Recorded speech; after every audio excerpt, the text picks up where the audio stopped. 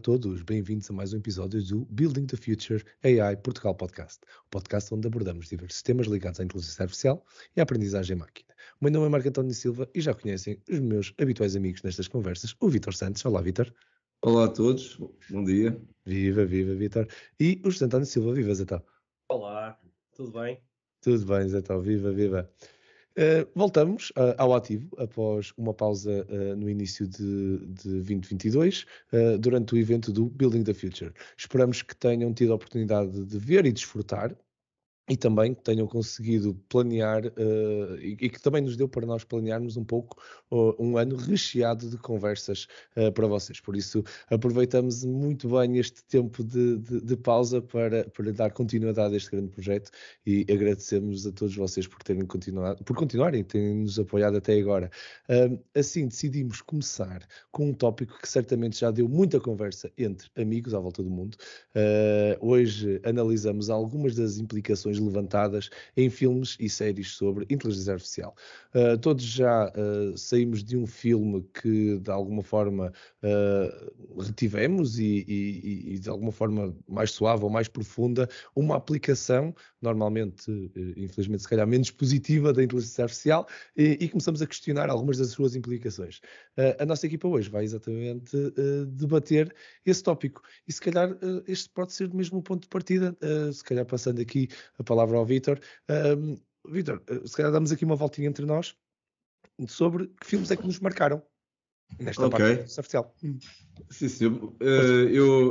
Na verdade, eu acho que em termos de cinema, literatura fantástica, cinema de ficção científica, inteligência artificial, evolução da ciência, estas coisas estão muito ligadas. E porquê que eu acho isto? Porque muitas vezes é o próprio romance que depois dá origem a filmes, como por exemplo, estou-me a lembrar do Sentinel do Arthur C. Clarke, que deu origem ao filme 2001, Odisseia no Espaço, do Kubrick. A verdade é que muitas vezes a literatura fantástica e o cinema são visionários em relação ao próprio desenvolvimento da ciência e da inteligência artificial. E é muito curioso como, apesar de muitas vezes esta literatura de ficção, e claro, sendo ficção, está a focar-se em coisas que ainda não existem, mais tarde elas vêm a existir. E muitas vezes motivadas pelas próprias ideias destes escritores. Os exemplos muito comuns são, por exemplo, do Júlio Verne, o Natalis, o submarino que era movido por uma energia silenciosa, não é? Cá está, energia atómica, um século e meio mais tarde, não é?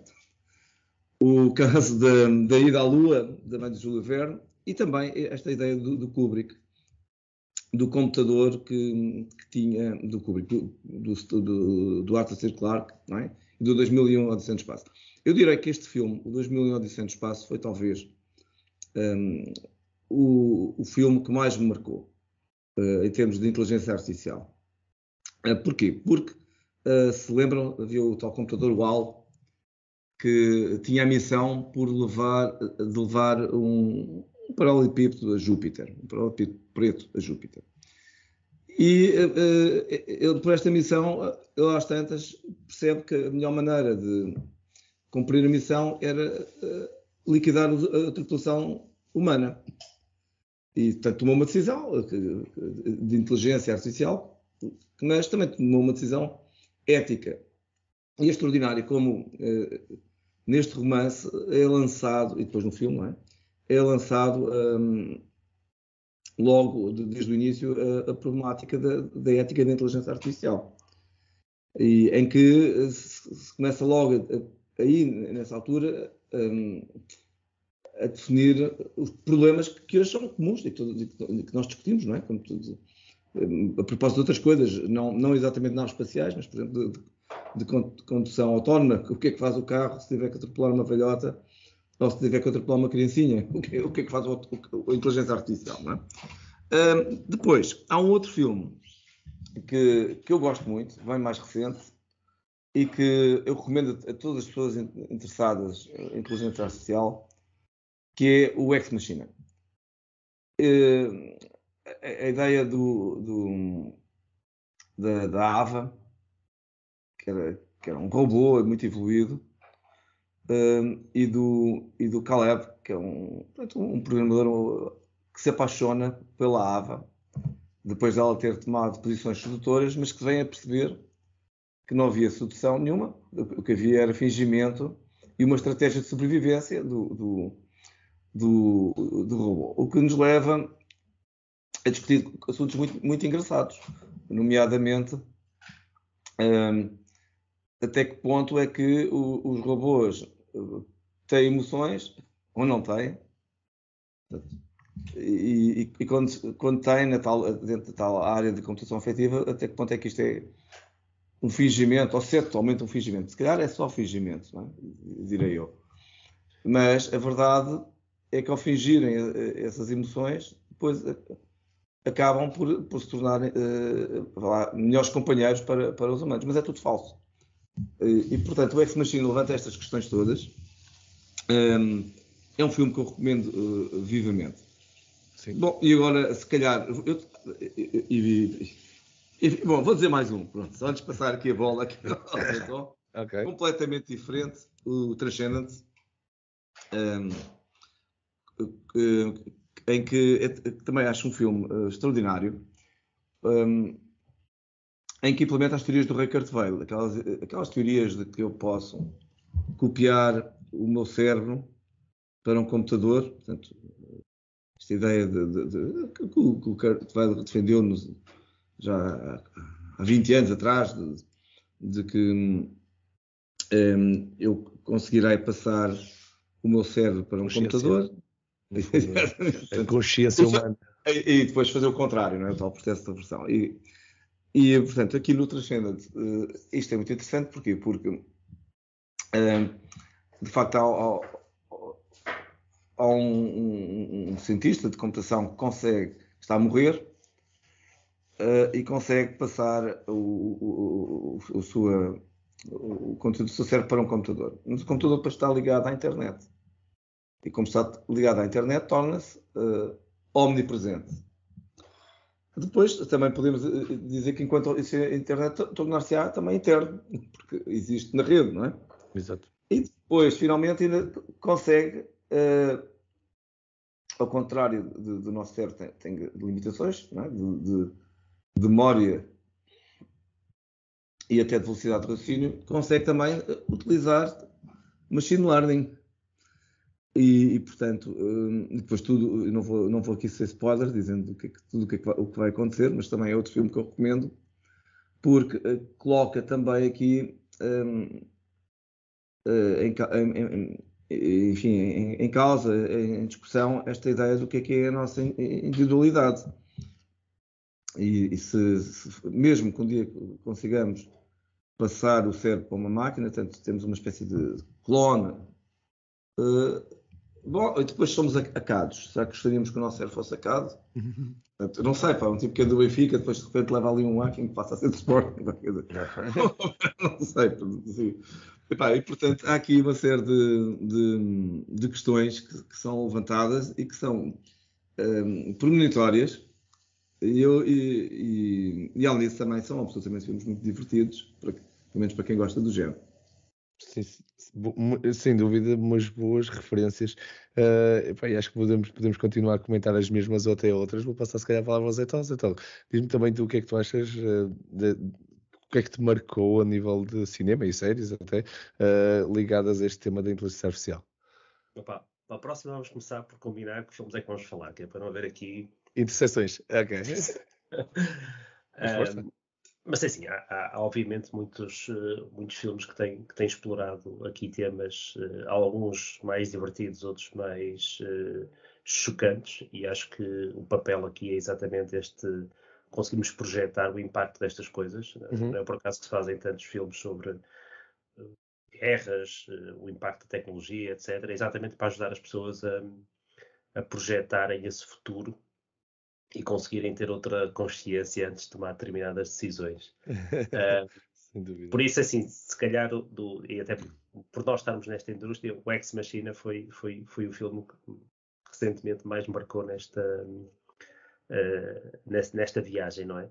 É um bom exemplo e uma coisa que começa tão bem para um filme tão interessante, para uma casa espetacular, um sítio, para trabalho extraordinário. Naquele sítio onde nós gostávamos de fazer assim um período de descanso para trabalhar, para estar isolados e poder fazer coisas espetaculares. E depois acaba tão mal o filme. Pronto. Mas também vamos tirar os spoilers e vamos deixar quem não viu, pelo menos que possa ter essa experiência.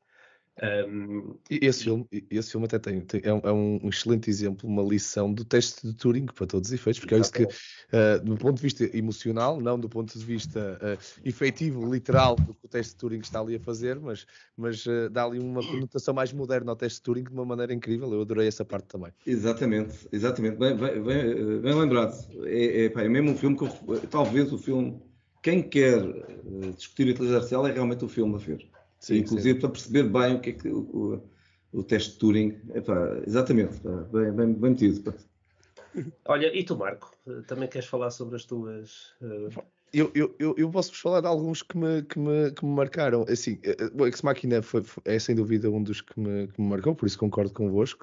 Mas, sem dúvida também o 2001 Odisseia no Espaço. Eu acho que eu era miúdo, eu já não o vi logo, mas foi dos filmes de ficção científica que eu vi muito cedo.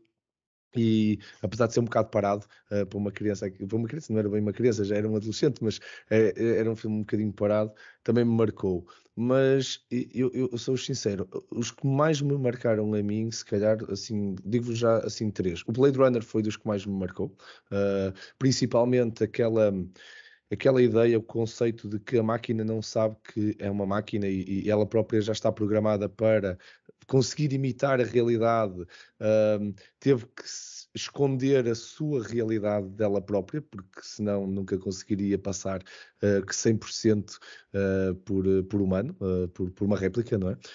Como eles são chamados ali no filme. Acho que tem aqui uma parte muito interessante. Eu por acaso, até vos digo mais, marcou-me tanto. E o Luís Paulo Reis foi meu professor de inteligência artificial. Eu não sei se ele ainda se deve lembrar disto, mas tive uma pergunta sobre o filme num exame de inteligência artificial quando estava a estudar. Por isso, eu por acaso conhecia o filme, mas a pergunta não era, a pessoa não precisava ter visto o filme para efetivamente responder. Eu tinha mesmo a ver era com as implicações que o filme estava a levantar e usava o filme como exemplo. E achei bastante engraçado esse pormenor. Eu por acaso era um dos filmes que me marcou.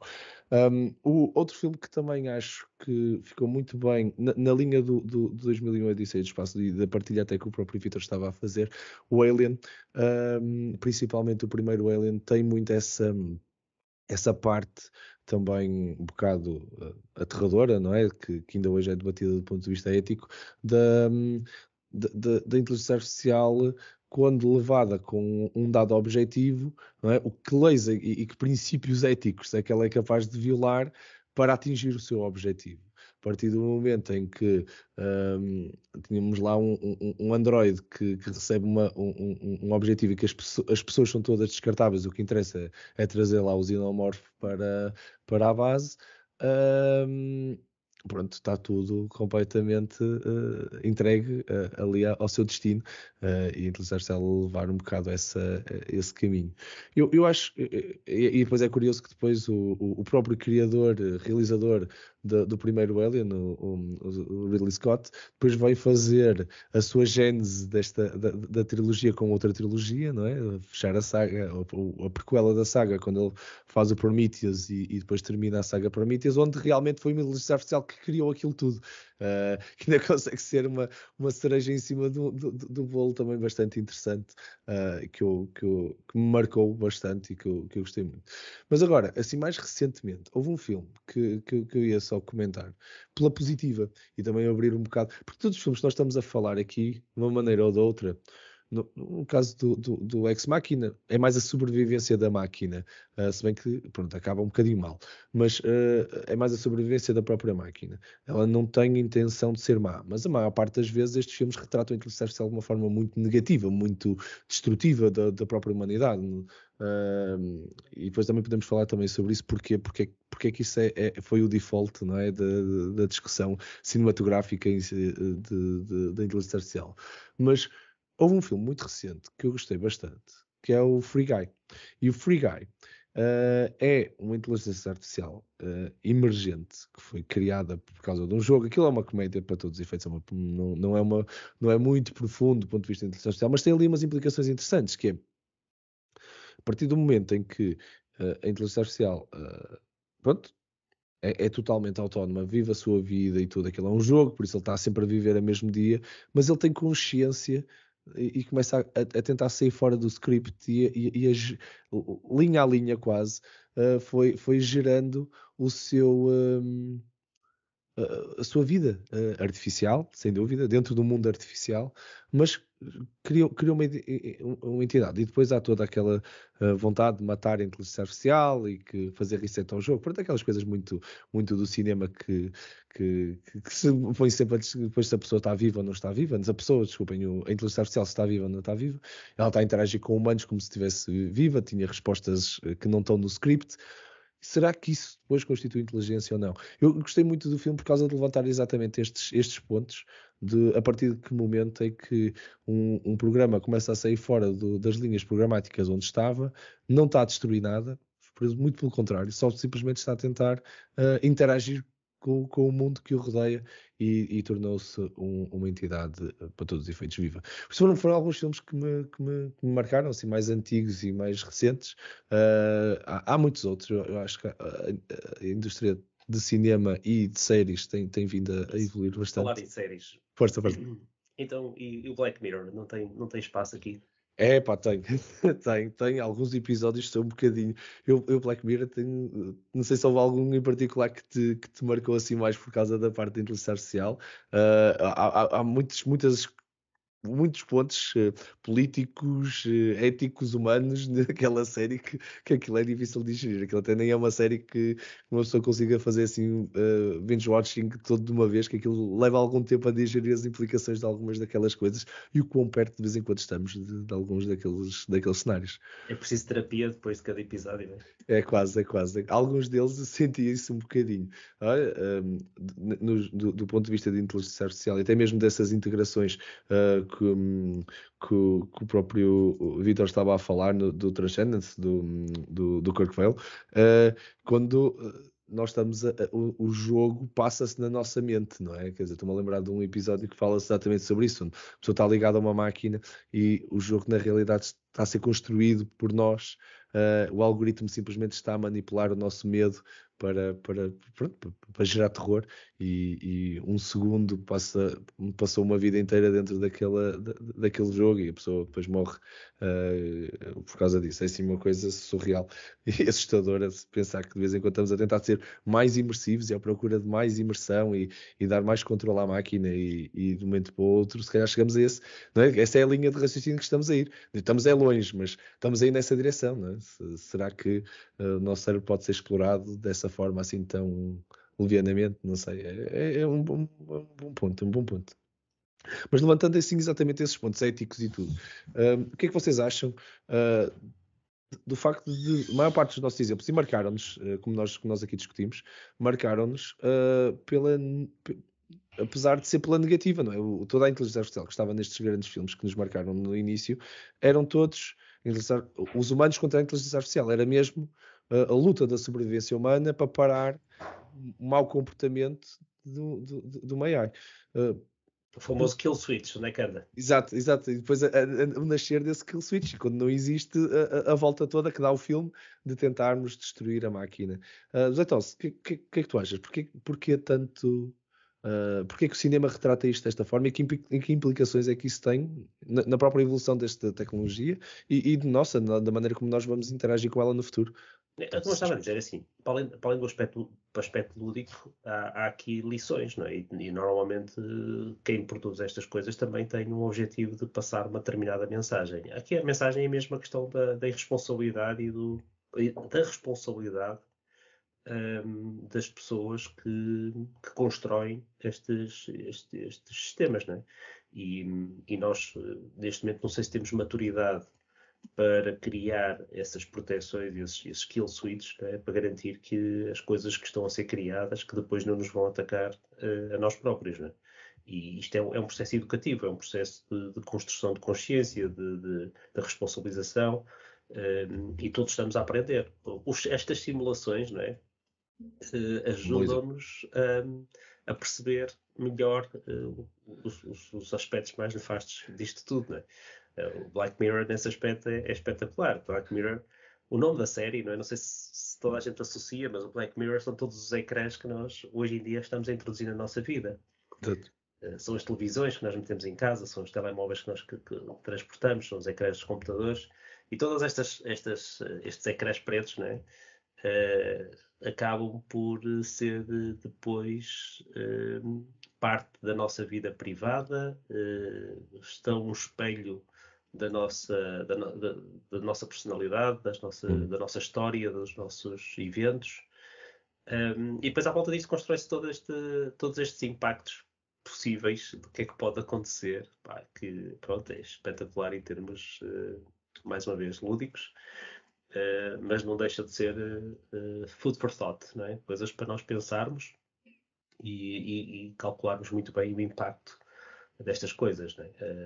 Há aqui cenários que começam sempre por situações muito válidas, porque a pessoa quer meter um sistema de vigilância mais inteligente em casa, ou porque morreu o namorado e nós queremos preservar as suas memórias, e então criamos uma representação com base em todo o histórico, todo o legado que nós deixamos hoje em dia nas redes sociais, e portanto conseguimos treinar um bot para replicar os nossos comportamentos e continuar a interagir connosco.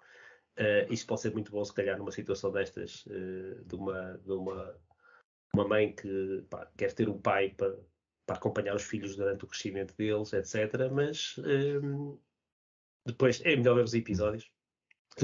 E portanto este Be Right Back é um bom exemplo desse tipo de cenário, e é uma daquelas coisas que, aliás, como muitas no Black Mirror, estão a acontecer. Portanto, exatamente. Isso é que é o mais assustador da maior parte dos episódios, não é? Há malta que anda nos episódios dos Simpsons à procura de cenários de coisas que estão a acontecer hoje em dia. Os episódios de Black Mirror não é preciso procurar muito, é cada tiro que a mel. Portanto, cada episódio é qualquer coisa que, se não está a acontecer, estamos muito perto disso. Portanto, é interessante como é que esta equipa que produz isto. É extraordinário. Um dia, se calhar, vamos estudar muito mais sobre quem é que está por trás deste tipo de episódios. Ainda estamos muito perto, né, de saber. Eu sei neste momento que eles estão parados porque estão a fazer outras séries para o Netflix, outros filmes. Fizeram aqueles documentários sobre o ano 2020 e sobre o ano 2021, que é o Death to 2020 e Death to 2021, que são documentários cómicos sobre os factos mais relevantes desses anos. Mas eles estão a preparar coisas novas, e portanto vêm aí filmes e vêm mais seasons do Black Mirror. Devem ter uma equipa criativa e de assessores de tecnologia muito, muito interessante, porque eles conseguem ir buscar temas mesmo relevantes, né? Sim, e por acaso é uma das coisas que a ficção tem muito bem, quando é ficção científica, é que a base científica é sempre muito boa. Neste caso é ficção, eu acho que quase que já merece existir uma ficção tecnológica, porque de vez em quando isto já não tem tanto a ver com a ciência da coisa, mais com a tecnologia e com a implementação dessa tecnologia, e acho que há ali uma base muito forte. Estavas a falar dos cenários dos bots, já existe, não é? Até já existe de pessoas completamente preservadas gravadas para todos os efeitos virtualmente. Estamos a fazer isso até como um projeto de capturar no fundo, a essência das perguntas e das experiências de quem viveu o Holocausto e que ainda está vivo. Estava um projeto mundial atrás destas pessoas para que já estão na sua idade, né? Quem sobreviveu ao Holocausto neste momento está com uma idade muito avançada e de ser entrevistados, filmados e depois criado quase um bot com um holograma para se poder interagir daqui a 100 anos, ainda com as vítimas do Holocausto, porque já não vão existir. Daqui a 100 anos não há nenhuma vítima do Holocausto, a não ser que as situações atuais criem um novo Holocausto aqui na Europa. Foi o único. E para preservar essas memórias, estamos a criar exatamente uma coisa muito parecida com o que o Black Mirror estava a propor, ainda que muito incipiente. Mas, e calhar passando aqui para o Vítor, o que é que vocês acham no fundo da maneira como é representada a inteligência artificial nestas séries e nestes filmes, quase porque efetivamente nós construímos algumas barreiras, quer dizer, quem começou a projetar, estou-me a lembrar das leis de Asimov, por exemplo, existem guardas já montadas cientificamente, não é? por quem está a implementar isto, exatamente para evitar isto, e até de vez em quando essas próprias guardas são usadas como parte do elenco para explorar as mesmas de uma forma negativa. Não sei, Vítor, o que é que tu achas que isto é um tema que está bem explorado, que de vez em quando é um bocado fantasiado, ou até mesmo ajuda a pensarmos mais sobre isto?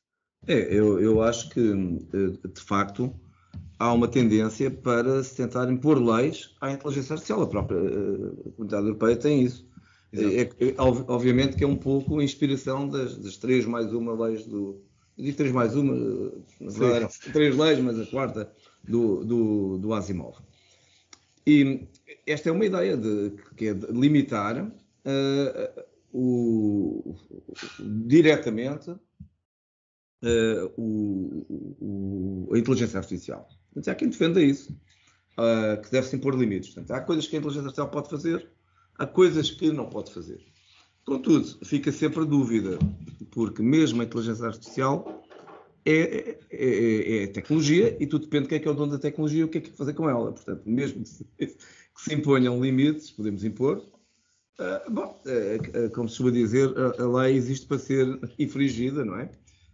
Ou não, mas corremos todos esse risco. Mas eu ainda queria aqui falar um bocadinho, ligando a este assunto, claro, ainda queria aqui falar um bocadinho também do Blade Runner. Eu há bocadinho não falei do Blade Runner, mas do Ridley Scott também. Sim, exatamente. Não é? Já agora, mas o primeiro, não é? Portanto, com o Harrison Ford. E eu queria também aqui dizer que há uma coisa interessante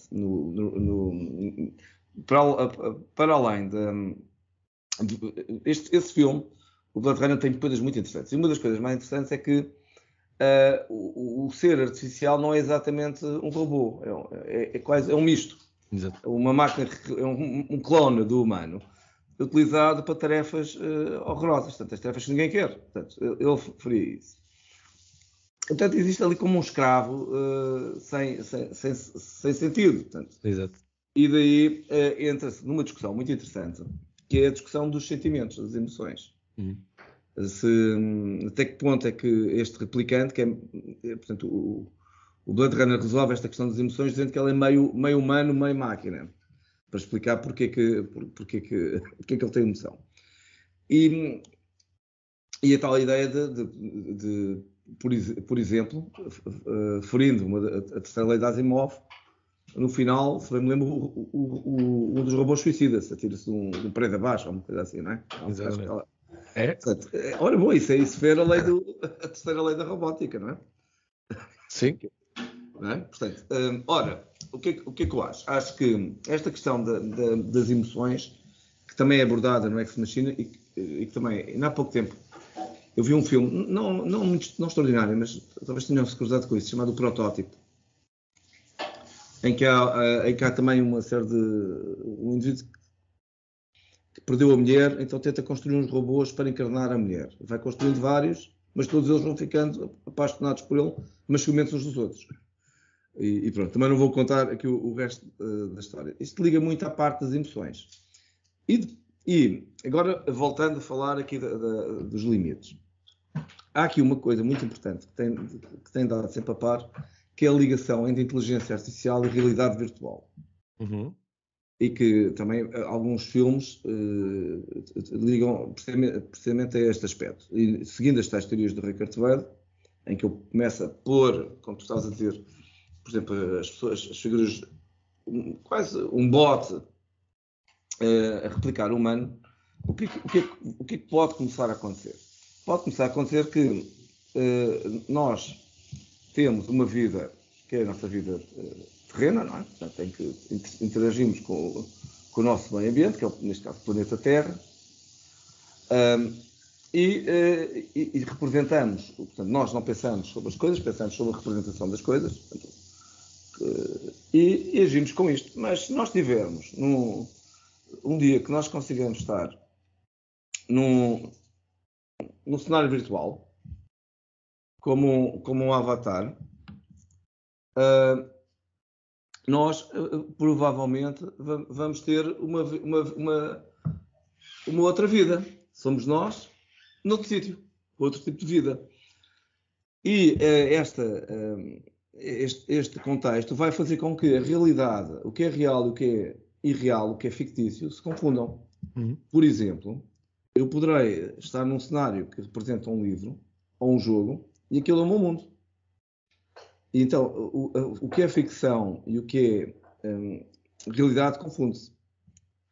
Há um professor português, que é o Manuel Frias Martins, que tem exatamente uma série de livros escritos sobre isso, que ele chama Textualidade Imaginativa, em que ele diz, bom, esta inteligência artificial junta com a realidade virtual vai permitir que, em vez de lermos um livro, que vivamos um livro, como se ele fosse a realidade. E portanto, eu penso que isto realmente tem aqui impactos muito, muito grandes. Fizeste-me agora lembrar o Tron. O Tron tinha muito disso, em que, no fundo, mas com a diferença de que tu és fisicamente, que é uma coisa, depois aí a ficção vai salvar assim um bocado ao extremo, em que tu és fisicamente transportado para dentro do mundo virtual, não é? Tu entravas lá e desaparecias do mundo real e reaparecias carne e osso, não sabes bem como, dentro do mundo virtual. Que eu acho mas isto está em cima da mesa, porque, na verdade, a partir do momento que nós conseguimos ter, como o Zé estava a dizer, uma representação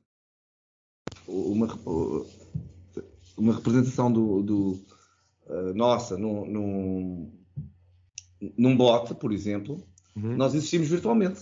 Não é? Sim. Certo, e acho que há aqui sem dúvida uma tentativa muito interessante de criar ou de adaptar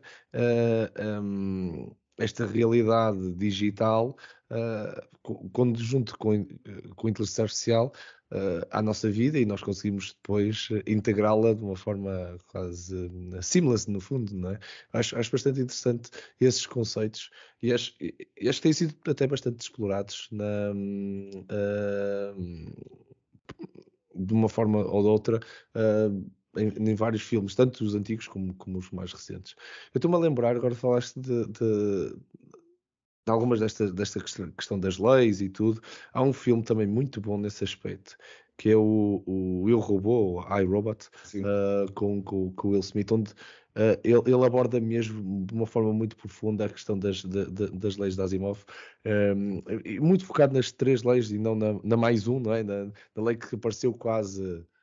Não, acho que foi para aí 20 anos depois. Ele demorou algum tempo a criar a 4ª da proteção da humanidade, exatamente por causa para defender o indivíduo, não é? A solução pode ser exterminar aqui muita gente para defender os outros. O ser humano também tem leis, e há pessoas que violam essas leis, e depois como é que eu, para defender um humano, vou ter que fazer mal a outros? Porque então quem é que eu vou estar a defender? E crias aqui mas os generais não é, fazem isso. Napoleão fez isso, sacrificou uma série de soldados em nome não é, de ganhar uma batalha. O HAL, o tal robô do 2001, Odisseia no Espaço, queria fazer exatamente isso, que era em nome de cumprir a missão, que era, portanto, para a continuação da humanidade. Matava ali a tripulação. Matava a tripulação, porque, segundo o seu algoritmo, A maior hipótese de atingir o objetivo era matar a tripulação. Portanto, Claro. conseguir levar. Portanto, cá está, estas tais leis, não é? Sim. Existem para serem, provavelmente para serem infringidas, não é? Certo, e voltando aqui também ao Zé Tó, e também dando a palavra aqui ao Zé Tó, é realmente esta maneira de interpretar muito fria, eu acho que é um bocado a base deste cinema e que também nos leva a uma interpretação um bocado das máquinas como muito frias, não é? Porque elas interpretam aquilo ipsis verbis, não é? Quer dizer, qual é o caminho mais curto, qual é a probabilidade maior? É quase como ao GPS, de vez em quando nos fazem fazer um caminho tumultuoso por causa de ganharmos 10 metros de distância, porque é o caminho mais curto. Então o algoritmo vai-me mandar pelo beco e fora de estrada porque ganhou 10 metros. Será que é essa a inteligência artificial que nós estamos a ver a nascer? Eu acho que não, mas o que é que tu achas? Se corrige-se tudo. Mais versão, menos versão. É uma questão de alterar como é que se diz, o modelo de incentivos, não é? Exato. E isso acaba por ajudar. Por falar em trânsito, estes sistemas de routing, não é? da Google, do Waze, etc., já começam a ter em conta a distribuição dos carros. Portanto, não é só o caminho mais rápido, é não mandar toda a gente para o caminho mais rápido, obviamente. Né? Claro. Porque isto depois, rapidamente, cria-se ali outro bottleneck naquele beco. E às tantas o problema ainda fica maior do que o que estava. Portanto, é tudo uma questão de otimizações e aquilo que tu se calhar hoje em dia consideras bastante frio, se calhar é o próximo vetor onde isso vai ser melhorado ao ponto de já não notares que pronto, essa área não está tão bem desenvolvida como as outras, não é? E vai-se trabalhando para a imersão ser cada vez melhor. Nós temos estado sempre aqui a falar aqui na questão da utilização destas tecnologias para nos fazer pensar sobre o futuro. Há também utilizações destas para trabalhar sobre o passado, sobre os traumas, por exemplo, de militares que tiveram, que têm problemas pós-traumáticos, né, de cenários de guerra e que estão a usar estas tecnologias de realidade aumentada e dos capacetes de realidade aumentada em salas especiais, algumas até com temperatura e sons mais imersivos, exatamente para tentar replicar determinados contextos e ajudar a pessoa a ultrapassar esses traumas. Aqui já estamos a trabalhar no passado e não tanto no futuro. Mas as tecnologias de realidade aumentada, de cinema, são dos jogos, não é? Muito daquilo que foi desenvolvido ao longo dos anos com a tecnologia dos jogos tridimensionais está a ser usado exatamente para isto, para ajudar a reprogramar pessoas que têm problemas que de outra maneira não seriam fáceis de tratar, não é? Sem dúvida, e é curioso que o cinema já nos habituou tanto a esse tipo de interfaces, porque agora um filme de ficção que não tenha um bocadinho de realidade aumentada, que não tenha hologramas em algum sítio, nós já nem achamos que aquilo é assim ficção, aquilo já é presente, porque nós estamos tão perto disso, que ele já no 2001, Odisseia no Espaço tinha 2001, na altura era muito longe, não é? Agora qualquer coisa que seja para lá de 2040 realizado em 1968, é? Foi, exato. 2001 era muito longe, não é? Foi extraordinário, é? E 2001 é dos anos 50, não é? Portanto, o Sentinel. Não sabemos se 2001 era longe e por causa do filme nós não evoluímos tão rápido, porque as pessoas começaram a ter mais cuidados e aquilo não avançou tão rápido. Bom ponto.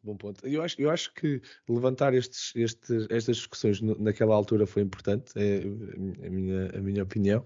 Acho que ainda não as debatemos o suficiente. Acho que estamos aqui a debatê-las também mais um bocado e é sempre bom e continuar a haver este debate. Acho que ainda não debatemos o suficiente porque acho que ainda não temos uma resposta efetiva. Acho que as leis são um bom ponto de partida. Existem leis para os humanos também. Não quer dizer que nós todos as respeitemos. Depois existe também penalizações do não cumprimento dessas leis. Eu acho que ainda o modelo ético que ainda não está fechado para haver leis para os robôs, até porque nós até nos filmes, e pegando em cenários como filmes mais não tão destrutivos, não precisamos de ir para o Terminator para ver a inteligência artificial a destruir a humanidade, não precisamos de ir para esse tipo de cenários, mas existem cenários onde a questão ética em prol do robô já está muito bem documentada no filme e que nos põe a pensar também no aspecto contrário. Estou-me a lembrar de filmes como o Wall-E. O Wall-E foi um filme que, para crianças, não é? Quer dizer, estamos a tocar uma franja da nossa, pronto, da humanidade, que não está a pensar nisto do ponto de vista ético nem nada, está-se a apaixonar por um robô também. Estamos todos a criar um laço emocional por aquele robô que nem fala, que só usa expressões muito visuais, e a única coisa que diz é Wall-E. E só com estas maneiras muito simples e com computação gráfica conseguiu apaixonar imensa gente a olhar para aquela personagem, que é uma inteligência artificial, para todos os efeitos, uma inteligência artificial emergente, no fundo, não é? Quer dizer, ele não foi desenhado para aquilo e simplesmente ganha uma consciência, ganha um conjunto de traços que for para lá da sua programação inicial de andar ali a arrumar lixo, e no momento já ganha. Era um artista, já apaixonava-se, já fazia um conjunto de coisas que não foram para lá da sua própria programação, que é muito engraçado. E depois, quando ele foi destruído, entre aspas, aquele momento onde ele faz o reset, leva aquele choque e faz o reset, todos nós ficamos tristes porque matamos. Porque havia mesmo a sensação de matamos aquele robô. Isto foi injusto. Por isso eu acho que esta discussão está agora a começar a surgir mais vezes no cinema. Qual é a vossa opinião? Força, Vítor. Não, sim, concordo. Portanto, eu acho que há esta questão das emoções e da convivência entre o humano e o robô, portanto, esta ideia que mais tarde ou mais tarde vamos habituar-nos a passear na rua e cruzarmos com robôs, que se calhar uns estão a limpar a rua, outros estão a ordenar o trânsito. Portanto, esta ideia da socialização com os robôs é que já não estranhamos, não é? Vamos a falar, portanto, somos cumprimentados por um outro, bom dia, bom dia. Portanto, olha, vou-te só contar uma história engraçada, exatamente o que tu estás a dizer, que em UK, estive lá há pouco tempo, e em UK estava a discutir exatamente isso. Há uns robôs que fazem as entregas lá, na rua, mesmo, tipo até casa das pessoas. São uns robozinhos, parecem um caixotezito, pronto, fechado, com rodinhas, uma luzinha, e eles param, atravessam as ruas, e se ficarem presos num buraco, começam a pedir ajuda. Help me, help me, help me. E vais lá, pegas nele, empurra-lo para o lado, ele sai do buraco, começa a andar e diz thank you, e vai-se embora. Olha, exatamente, mas deixa-me só agora dizer aqui umas coisas. Eu tinha começado esta conversa por dizer que os filmes são premonitórios. Portanto, muitas vezes a ciência primeiro aparece no filme e depois a ciência vai a replicar. Um bom exemplo disso, já mais antigo, portanto já um bocado de cota, é do Espaço 1999, que era uma série também de ficção científica, em que, isto só para resumir, a Terra tinha criado uma base lunar e um dia há uma explosão nuclear e a Lua sai de órbita e vai à sua vida, com o pessoal lá dentro Mas nessa altura, vejam só as coisas extraordinárias que havia nessa base lunar, que eram completamente surpreendentes. Portanto, haviam portas que se abriam quando as pessoas se aproximavam. E havia uma espécie vejam só, de comandos de intercomunicadores, com que eles podiam falar uns com os outros e ver a cara uns dos outros. Vejam lá fantástico. Isso é uma coisa realmente extraordinária. Uma porta que se abre quando nós nos aproximamos e estar a falar com o dispositivo na mão e ver a cara da outra pessoa. Isso nunca vai acontecer. Bom, também, já agora, no espaço, no Star Wars, uma das coisas engraçadas no Star Wars, que não é exatamente não cola precisamente ao espaço, portanto tem coisas assim muito estranhas, porque, por exemplo, há sons no meio do espaço, por exemplo, que o Kubrick não põe, o Kubrick põe as Valquírias, porque realmente no espaço não há som, não é? Mas, É uma das partes um bocado pesadas do filme. É o País Valkyrie, porque percebe-se que é silencioso, não é? Mas no Star Wars não deixa de ser curioso. Naqueles planetas há sempre uma convivência entre diferentes tipos de seres, portanto, humanos ou biológicos, pelo menos, com robôs. Portanto, vai tudo ali, é tudo a conviver alegremente. Portanto, vai-se a um bar, está lá um robô sentado numa mesa ao lado de um humano, ao lado de um tipo de planeta qualquer. E é engraçado como isso também é premonitório. Mas eu queria dizer que eu queria aqui aproveitar para falar de duas coisas um bocadinho diferentes, dois filmes um bocado diferentes. Porque de alguma forma este tipo de filmes que nós temos estado a falar focam realmente a problemática da ética, a convivência, a interação homem-robô, homem-inteligência artificial. Mas há dois filmes que eu acho que são completamente fora desta linha. Um bastante antigo, baseado no romance daquele indivíduo do polaco, que ele se chama o Stanislaw Lem, exatamente, já não é, que é o Solaris, em que há uma ideia, o Solaris, que é um filme completamente à parte, porque dá outra ideia de inteligência artificial. E o que é que diz o Solaris? O Solaris é a inteligência ao planeta. O planeta é que é inteligente. E eu acho que isto é que é mesmo, apesar deste livro e o filme serem bastante antigos, eu acho que isto é completamente disruptivo. Porque não é essa inteligência artificial que tem sido discutida pelo cinema. A inteligência do planeta, que tem uma consciência, tem memória. Eu acho isso muito, muito à frente. E há outro filme, ou melhor, uma sequência de filmes, que eu também acho muito à frente e que não tem a ver com isto que estamos a falar, que é o Matrix. Uhum. Em que aquela ideia é que nós próprios estamos dentro da máquina. Fazemos parte da rede, não é? Portanto, que também curiosamente, também tem alguns defensores, porque há padrões que nós encontramos na nossa vida, por exemplo, o pi, portanto, há um certo número de constantes que nós temos, matemáticas, que dão, quase nos permitem pensar que estamos dentro de um programa de computador, dito assim, não é? Uhum. E eu acho queria referir estes dois filmes que eu acho que são um bocadinho à parte, sob o ponto de vista do que é o desafio de pensar a inteligência artificial. E já agora, em relação ao Matrix, e isto ligando ao podcast que nós fizemos portanto, em dezembro, penso que foi em dezembro, sobre vida artificial, na verdade, quando nós estamos a criar seres de vida artificial dentro do computador, se tivermos computadores suficientes, estamos a criar um universo. E os seres podem lá estar. É quase uma coisa, como é que é dizer, cíclica, não é? Portanto, se calhar nós estamos dentro de uma vida artificial e outros seres que nós estamos a criar estão dentro de outro. Podemos criar lá um universo artificial. O que nos leva outra vez a esta discussão do que é virtual e o que é real. Se é que podemos discutir isso. Exato. Mas eu acho que estes dois filmes que eu estava aqui a dizer, o Matrix e o Solaris, são um bocado ao lado.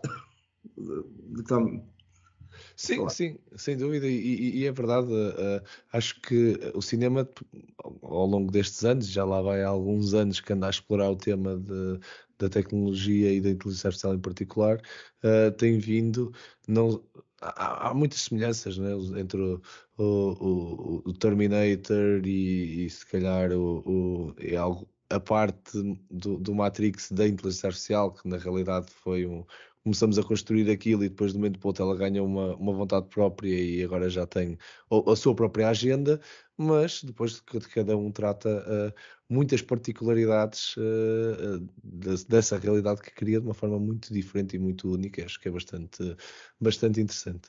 Eu acho que há imensos filmes, não sei se ainda queres acrescentar mais algum.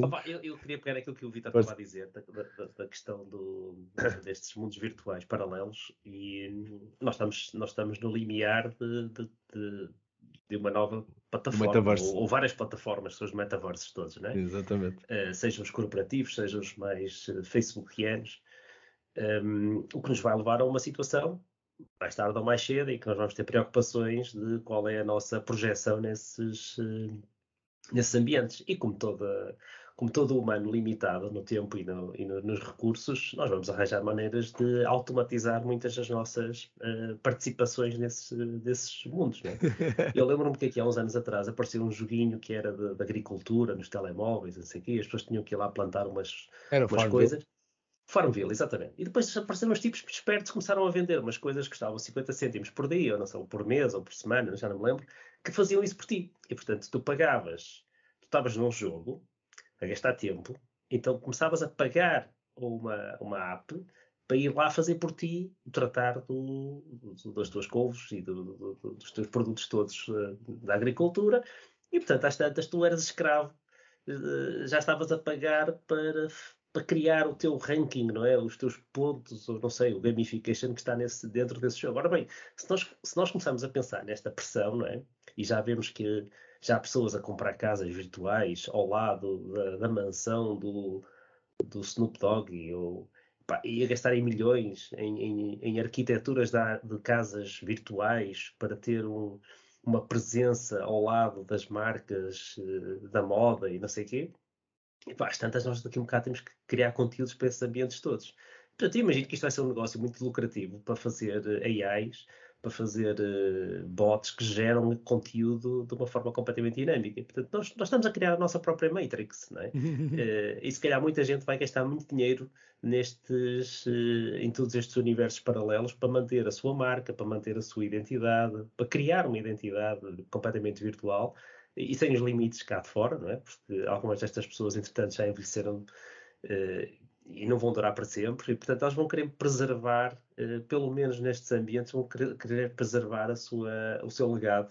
Portanto, acredito que isto vai ser um ambiente muito lucrativo e muito baseado em bits, não é?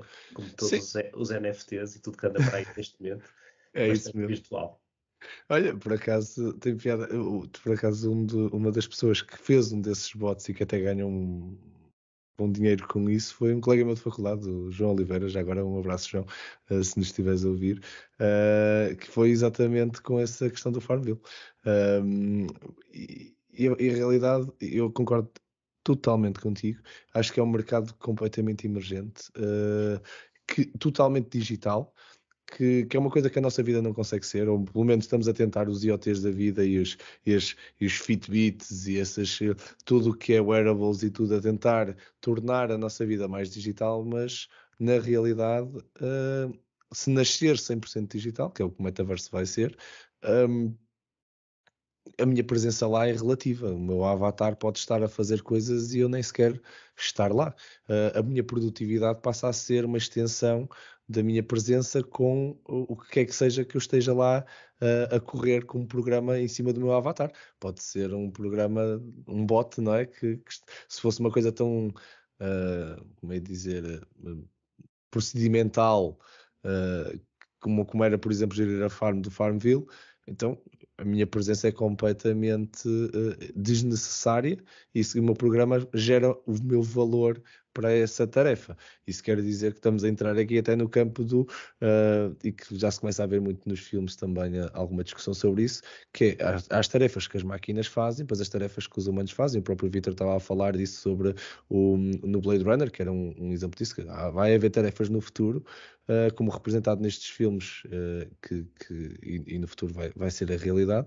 Nós humanos não queremos fazer todas as tarefas que existem aqui e vai haver efetivamente máquinas para as fazer. Já existem para muitas delas, não são conscientes e autónomas. O problema vai ser quando elas se tornarem conscientes e autónomas. Será que estamos assim tão confortáveis em mandar uma máquina que tem um nome e que até como à mesa connosco, não é? Está ali connosco, vive connosco, mas depois vai para o fundo da mina, provavelmente não volta, não é? Porque, pronto, é descartável, ou é tratada como se fosse descartável. Acho que essa é uma das discussões que o cinema tem vindo a ter bastante interessantes, que o Metaverse vai ter, mas não vai ser tanto para mandar para o fundo da mina, mas vamos ter aqui programas que se calhar vamos estar a falar e não sabemos se estamos a falar com a pessoa, se estamos a falar seja com quem for, bot, um AI, vamos chamar o que for, mas que já não é a pessoa e está a desempenhar aquela tarefa. Acho que é bastante interessante. Acho que temos tema para um episódio se começarmos a entrar pelo metaverso, portanto completamente. É melhor É melhor fecharmos, se calhar não. Completamente. Acho que sim, acho que podemos avançar diretamente então para a nossa rubrica. Bora.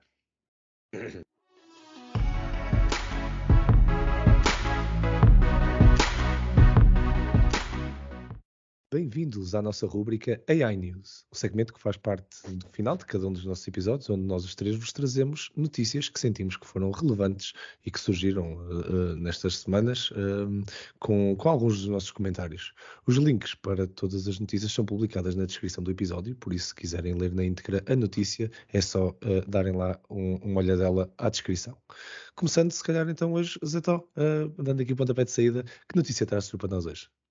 Ora bem, eu tenho aqui um artigo que encontrei quando estávamos a pesquisar aqui coisas para este episódio e a minha curiosidade aqui pelo Black Mirror e todos os cenários que já surgiram dentro do Black Mirror, encontrei um artigo muito giro que é exatamente sobre as partes da AI e quão reais é que elas já são.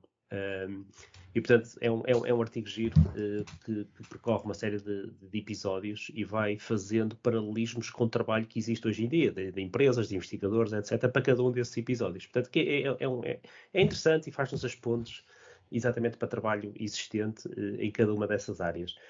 E já agora, para complementar aquilo que já foi dito aqui sobre um destes episódios, sobre a questão de preservar o chatbot pós-morte, curiosamente, o ano passado, em janeiro, foi submetido a uma patente da Microsoft para fazer exatamente isso. Portanto, para pegar no histórico das pessoas, toda a sua participação, toda a participação nas redes sociais, não é? com os comentários, com os posts, com os vídeos, etc. E com isto construir automaticamente um chatbot para continuar a fazer o mesmo tipo de respostas, continuar a participar nos mesmos fóruns ou nas mesmas situações, tirando partido desta aprendizagem que se consegue fazer com todo o corpus que nós vamos plantando aí pelo mundo. É verdade.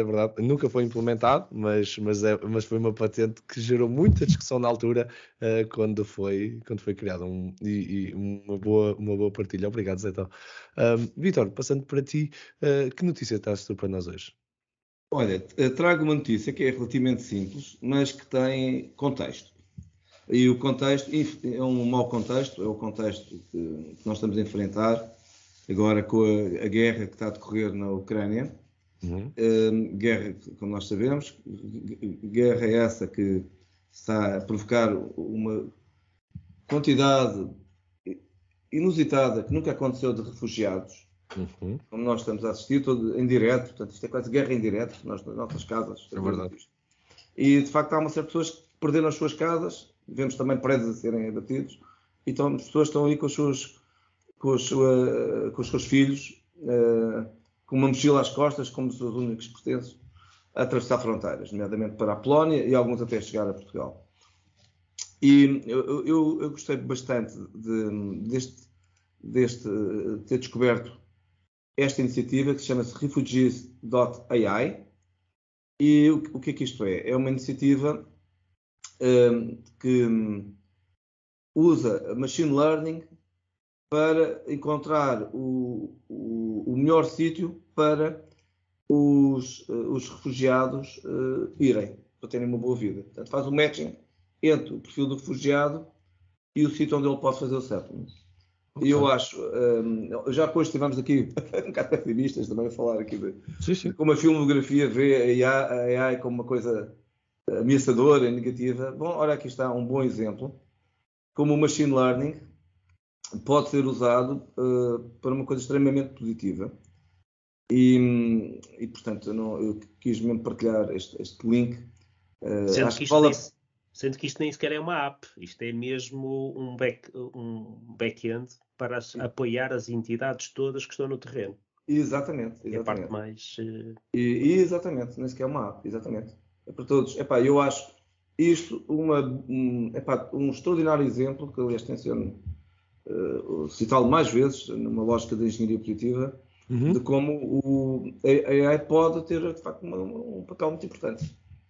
Excelente, Vítor. Epá, e aproveita para deixar uma mensagem de apoio a todas as pessoas que estão a passar exatamente por essa, como tu definiste bem, esta guerra, que estamos infelizmente a ver todos em direto, pá, e fico muito contente por ver este e felizmente mais outros projetos de ajuda humanitária que estão a ser feitos também em direto, ao mesmo ritmo com que as coisas estão a acontecer, que é uma velocidade alucinante. Conseguir construir estas coisas também para ajudar devolve muita esperança na humanidade toda que está por trás destes projetos. Por isso, obrigado pela partilha, Vítor, e a nossa mensagem também de apoio a todos os refugiados, todos os ucranianos que estão a passar por esta situação não positiva, sem dúvida.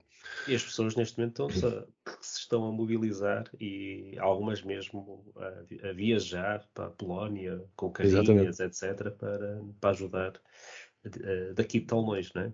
Exatamente, é verdade, sim. Outros mais heróis que estão aqui, sem dúvida, a nascer para Rise to the Challenge, no fundo, de apoiar toda esta a quantidade de refugiados, quantidade de pessoas que não têm culpa nenhuma e que estão a ser envolvidas nestes processos. Excelente partilha, Vítor, muito no ponto e obrigado pela partilha também.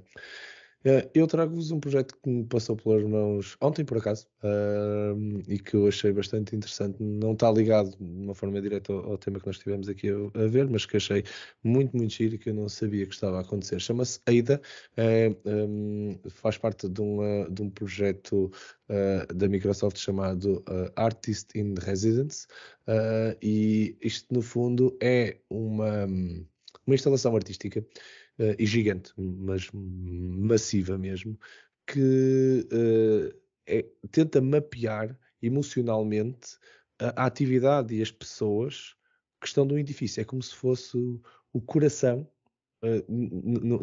não do ponto de vista físico de ser o que bombeia o sangue para o nosso corpo, mas do ponto de vista emocional do próprio edifício.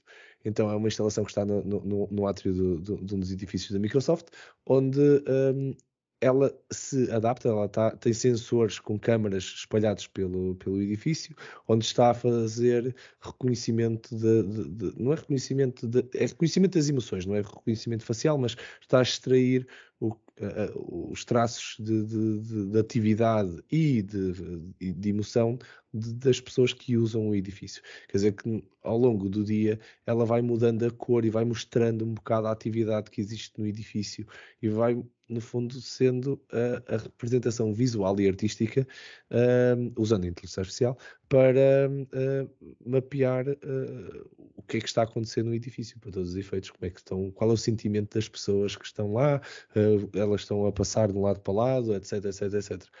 Eu acho bastante engraçado. Tem um vídeo também que depois podem ver na descrição a mostrar o making of, no fundo, da construção desta instalação artística. Um conjunto de engenheiros da Microsoft associado a isto e, claro está, um arquiteto também que, no fundo, esteve a fazer a conceitualização artística desta peça e achei mágico mesmo a maneira como isto foi feito. A aliança também da arte à inteligência artificial e da inteligência artificial à arte para construir uma peça que seria impossível de montar sem a tecnologia e especificamente sem a parte da inteligência artificial. Achei muito engraçado. Muito bom tópico também, e também dará certamente origem, ou poderia dar origem a um podcast só dedicado a essa questão que também tem grande controvérsia. Fica o desafio, Vítor, de eu ir atrás desta malta e ver se consigo trazê-los cá. Gosto dos desafios, sim senhor. E assim terminamos mais um episódio. O meu nome é Marco António Silva e vocês estiveram a ouvir ao Building the Future AI Portugal Podcast. O podcast que vos fala sobre inteligência artificial em conversas informais, mas cheias de conteúdo.